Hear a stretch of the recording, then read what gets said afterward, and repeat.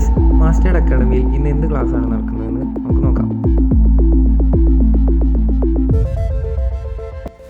Sir, ഇന്ന് എന്തിൻ്റെ ക്ലാസ്സാണ്? ഇന്ന് പേഴ്സണൽ ബ്രാൻഡിങ് ക്ലാസ് എടുക്കുന്നത്. നമുക്ക് നോക്കാം. നമുക്കൊരു ദിവസം ആഡ് റൺ ചെയ്യാൻ എന്താ വരുന്നത്? 2600 എക്സ്പെൻസാണ് വരുന്നതെന്ന് വിചാരിക്കാം.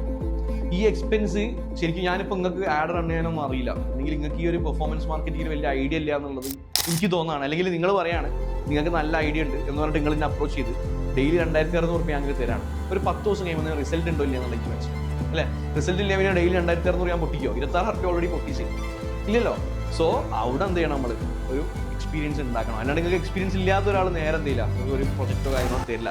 റിസ്ക് എടുക്കാൻ ആൾക്കാർ തയ്യാറായിരിക്കും, അല്ലെങ്കിൽ ചിലപ്പോൾ കണ്ണുമുട്ടി തരും. ഇതിനെപ്പറ്റി ധാരണ ഇല്ലാത്ത ആൾക്കാരാണെങ്കിൽ ഒരു കണ്ണുമുട്ടി നിങ്ങൾക്ക് എന്ത് ചെയ്യും, ഇത് തരും. പക്ഷെ തന്നിട്ട് കാര്യമില്ലല്ലോ, നിങ്ങൾക്ക് റിസൾട്ട് ഉണ്ടാക്കാൻ പറ്റില്ല. അപ്പോൾ നിങ്ങൾ ഇനീഷ്യൽ സ്റ്റേജിൽ ഒരു എക്സ്പീരിയൻസ് ഉണ്ടാക്കി എടുക്കുന്നതാണ് എപ്പോഴും സേഫ്.